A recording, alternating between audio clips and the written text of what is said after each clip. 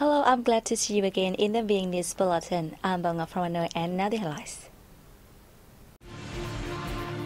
Indonesian Defense Minister Misat Riyakudu visits Vietnam.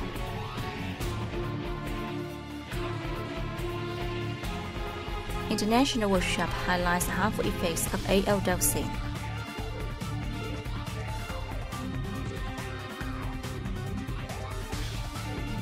Aquatic products exports is expected to earn $7.1 billion this year.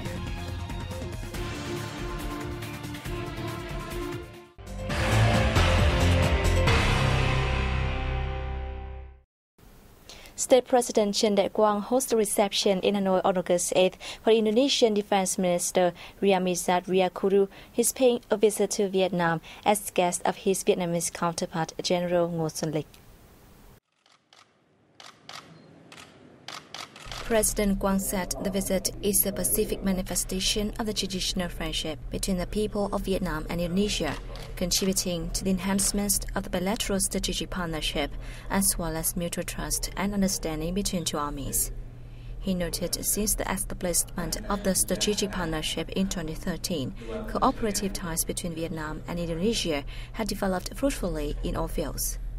The President affirmed that Vietnam highly evaluates Indonesia's role in the region and the world and expects Indonesia to contribute more to strengthening solidarity in the ASEAN bloc. Minister Riyakudu expressed his belief that based on the contents of the early talks with his Vietnamese counterpart, the armies of Indonesia and Vietnam will cooperate closely in the field. He shared Indonesia's stance on security in the East Sea and the fight against terrorism. Earlier, Minister of Defense General Nguyen Xuan Phuc welcomed and then held talks with his Indonesian counterpart, Misat Riyakudu. The two sides agreed to continue fully and effectively implementing a Memorandum of Understanding signed in October 2010, increase all-level visits, and set up a defense policy dialogue mechanism. Vietnam and Indonesia will also reinforce connections between their navies and on personnel training, the defense industry and experience sharing on humanitarian aid, disaster relief, and joining UN peacekeeping missions. The countries will actively consult, cooperate, and support each other in issues of mutual concern, and at multilateral forums, particularly regional defense military cooperation mechanisms such as the ASEAN Defense Ministers Meeting and the ASEAN Defense Ministers Meeting Plus. Foreign Minister Nguyen Xuan Phuc has requested the Red River Delta province of Ninh Binh to actively seek new directions and methods in order to develop stronger in the coming time.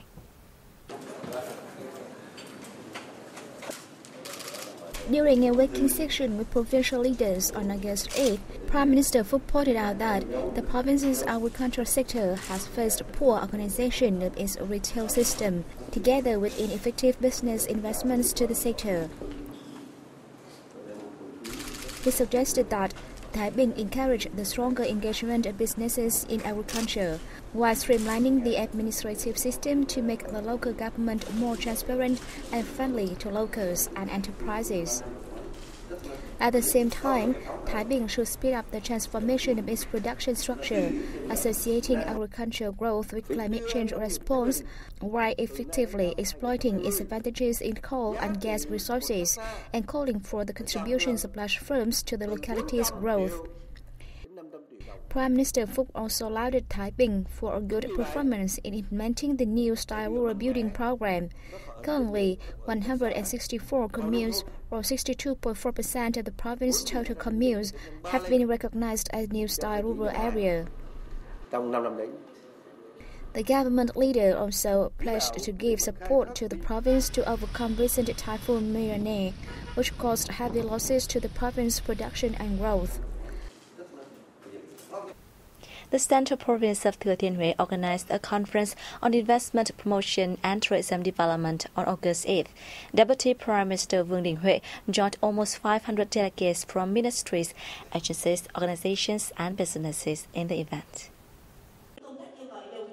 As one of the 5 provinces in the Central Key Economic Region, Thừa Thiên Huế boasts a variety of development potentials for tourism, industry, agriculture, and marine economy.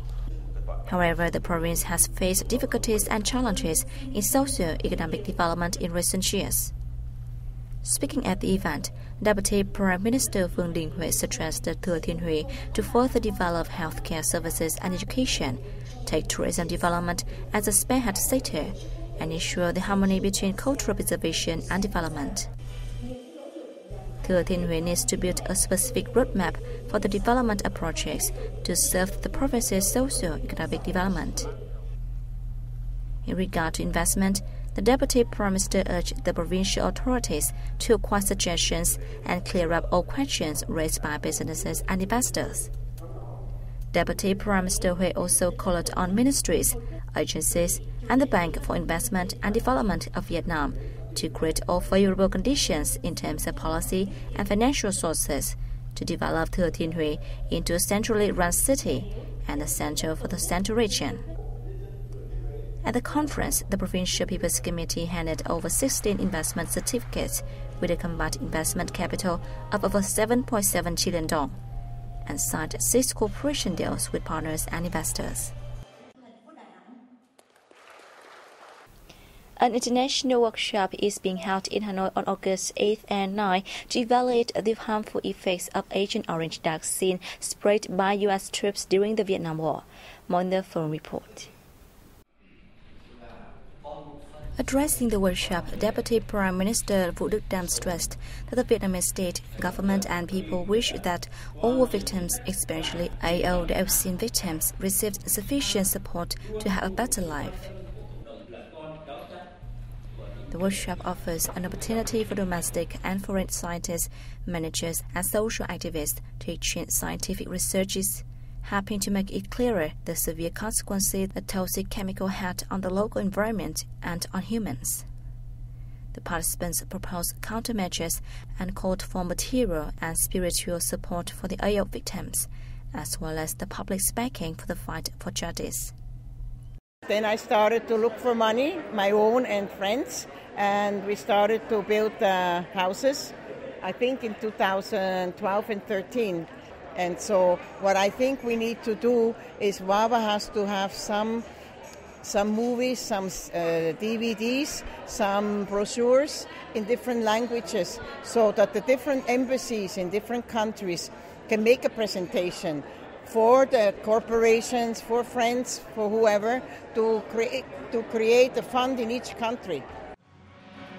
From 1961 to 1971, U.S. troops sprayed more than 80 million liters of herbicides, 44 million liters of which were AL, containing nearly 370 kilograms of dioxin over southern Vietnam. As a result, around 4.8 million Vietnamese were exposed to the toxic chemical. About 3 million of them became AO victims, while tens of thousands of people died. Millions of their descendants are living with deformities and diseases as the direct result of the chemical's effects.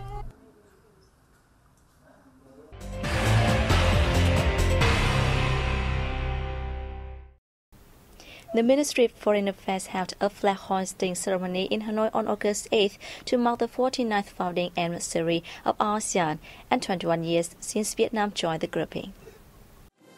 The Association of Southeast Asian Nations, or ASEAN, was established on August 8, 1967.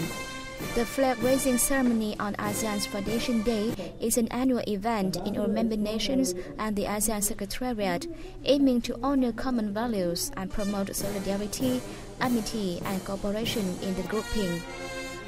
The nowadays ASEAN community is the common house of the great family of Southeast Asian nations. It is stepping up the intensive connectivity on the political, security, economic, and social-cultural pillars.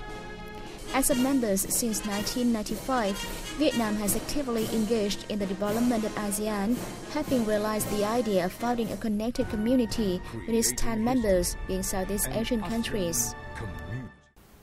Despite challenges ahead, export earnings from aquatic products are expected to reach $7.1 billion in 2016, a rise of 8% over the last year. More details coming up next. The Vietnam Association of Seafood Exporters and Producers said Though exports have risen, aquatic product exports may face several problems in the last half of the year, and exporters have been warned to meet strict standards on hygiene and other matters, including in key markets like the US, Japan, and the EU. The problems are attributed to heavy reliance on imported materials from foreign markets, as well as imbalance between aquatic rearing and processing. According to the association, a number of Vietnamese exporters, especially shrimp and catfish exporters, will continue to be hurt by anti-dumping tariffs imposed by the US and other import markets. The ongoing drought and saline intrusion are still affecting aquatic production. Tons of fish have died not only in the central region, but also in the Mekong Delta. In addition, the EU is expected to face more difficulties due to currency depreciation and negative information about the Eurozone, which will affect Vietnamese aquatic exports. Affected enterprises are advised to prepare measures to access stricter import markets like the US, the EU, and Japan. Of the total $7.1 billion expected in seafood exports this year, shrimp exports are expected to reach $3 billion, a rise of 10%, and catfish $1.6 billion, a drop of 4% over last year. Total exports of tuna are also expected to increase to $500 million by year-end, up 10%, and cuttlefish and octopus, up 5% over last year. Vietnam exports aquatic products to 144 countries and territories. The top 5 export markets are the US, the EU, Japan, China, and the Republic of Korea, accounting for 7% of the country's total export value of aquatic products.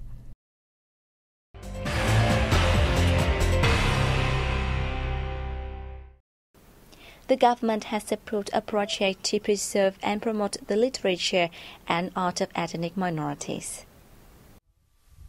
The project aims to promote party and state policies on ethnicity, as well as the cultural heritage of all ethnic minority communities across the nation to international friends. It also hopes to enrich the cultural identities of Vietnam, as well as consolidate national solidarity and patriotism among ethnic groups. Under the project, surveys and studies will be conducted to develop a database of the literature and art of all ethnic minority groups. Some 1,500 of more than 2,500 collected ethnic works and research projects will be compiled and published in print and electronically. Documentaries and 3D books will be developed, each featuring the cultural identities, livelihoods, and development of all 54 ethnic groups across the nation. The database will be available in Vietnamese and other languages on the project's website. A 20-year-old student from Hai Phong City has overcome 38 other candidates to be crowned the first Miss Vietnam Global Heritage 2016 in the final of the pageant in the central province of Thanh. Trần Thị Thu Ngân won the crown, $22,500 in cash, and a trip for 2 to Europe. She was also named Miss Photogenic in the semi-final round. Ngân is currently studying hospitality management in Switzerland. As a young women leaders international networking ambassador in the country, she also received a certificate of merit for her contributions to the Child Drowning Prevention Fund in Vietnam. Phạm Thúy Hằng from Germany and Võ Quỳnh Giao from the US were the first and second runners-up, respectively. The biannual contest distinguished itself from other beauty pageants by selecting young Vietnamese women who are studying, working, and living in Vietnam all around the world, and who possess the beauty, wisdom, talent, and compassion. The contest began in March this year with preliminary rounds held in Hanoi, Ho Chi Minh City, Australia, and the US. And that has wrapped up our news bulletin. Thanks for joining us, and goodbye for now.